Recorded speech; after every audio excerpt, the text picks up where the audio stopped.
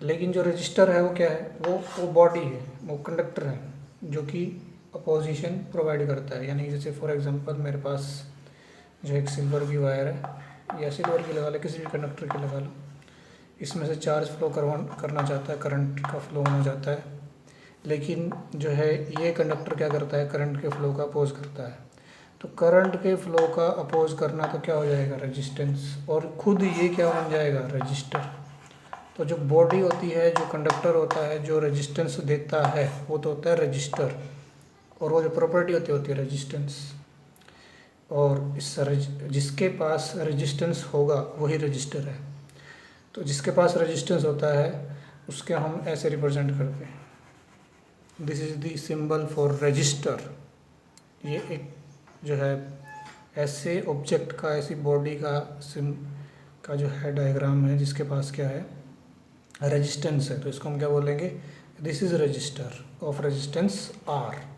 इसका रेजिस्टेंस कितना आर है, और खुद क्या है, ये रजिस्टर है।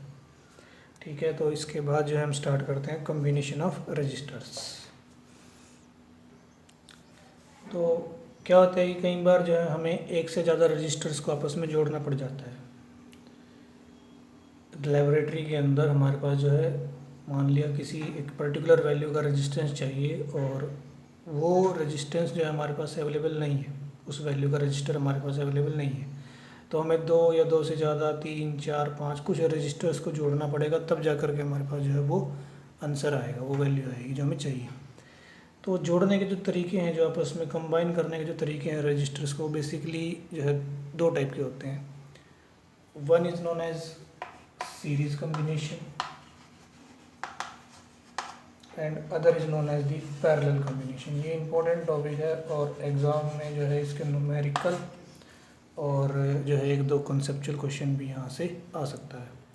तो हम जो है अलग अलग देखेंगे, सीरीज़ और पैरेलल, ये इनमें क्या डिफरेंस होता है, और जो है इनके फॉर्मूले क्या हैं टोटल रेजिस्टेंस निकालने के। तो पहली बात करते हैं सीरीज़ की।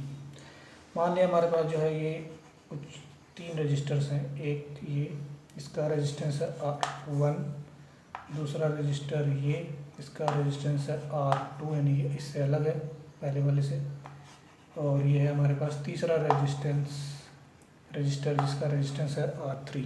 हमने इनको जो है तीनों को सीरीज़ में जोड़ना है, सीरीज़ में।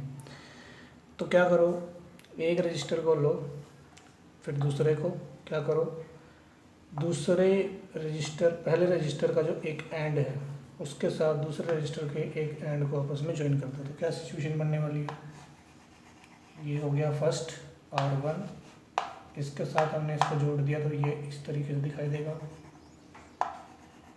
ये हो गया R2, और ऐसे ही इस वाले एंड को R3 के इस वाले एंड से R2 के जोड़ दो, तो हमें ये ऐसे दिखाई देगा। तो ये हो गया इनका कॉम्बिनेशन आपस में।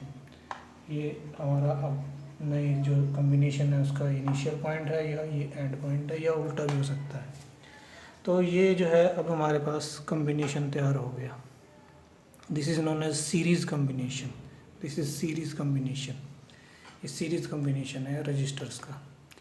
तो इस सीरीज़ कॉम्बिनेशन की जो है क्या क्या खास बातें हैं, क्या इसके अंदर जो है करंट रहता है, क्या पोटेंशियल डिफरेंस रहती है, वो अभी हम जो है देखते हैं। तो वहीं से क्वेश्चन बनता है, फिर उसके बाद जो है इसका एक जो है हम इक्विवेलेंट रेजिस्टेंस का फॉर्मूला भी निकालेंगे। तो this is the series combination.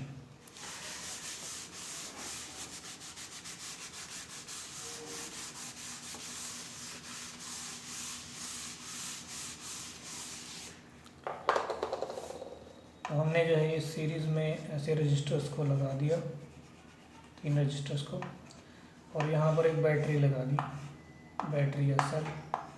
ये सेल का सिंबल होता है, ये वाला सेल का सिंबल है, इसमें ये एंड पॉजिटिव और ये एंड ये होता है नेगेटिव, सेल का सिंबल है सेल। और अगर मान लिया एक से ज़्यादा सेल को जोड़ दिया जाएगा तो ये क्या बन जाएगी, this is battery, this is battery, and again this is it's positive terminal and this is it's negative terminal. तो ये हमने जो है बैटरी या सेल जो है इस सीरीज़ कॉम्बिनेशन पर लगा दिया है।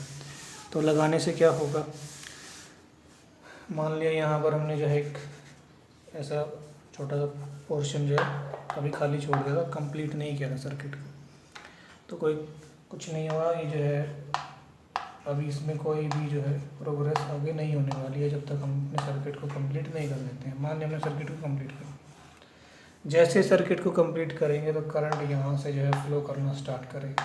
मान लिया इसने बैटरी ने कितना करंट दिया, आई।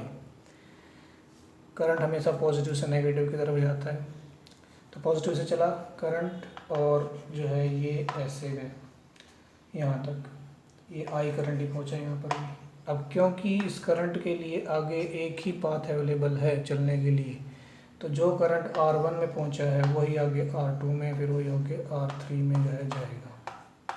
तीनों में सेम करंट जाएगा और फिर वही करंट जो है फाइनली बाहर निकल करके बैटरी के नेगेटिव टर्मिनल में एंटर कर जाएगा। तो यहाँ से हमें एक बात पता लगती है सीरीज सर्किट के बारे में, सीरीज कॉम्बिनेशन के बारे में, बड़ी इंपॉर्टेंट। वो क्या है कि जो करंट है, करंट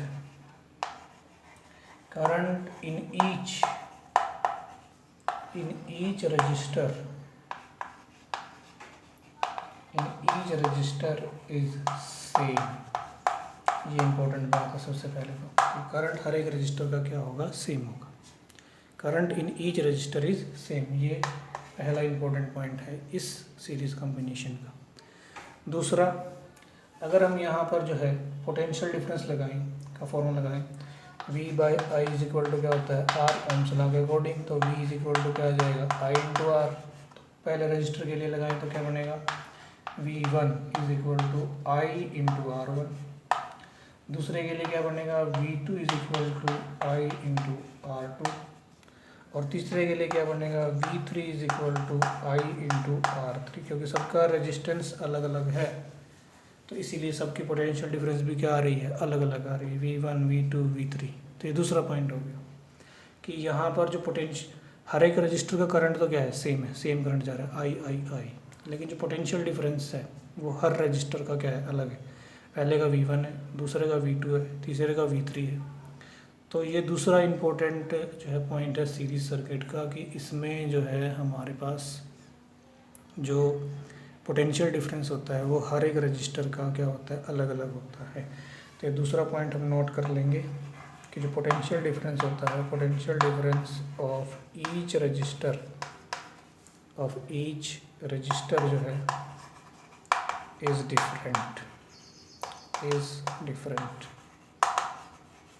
तो दो इम्पोर्टेंट पॉइंट हमारे पास जो है आ रहे हैं।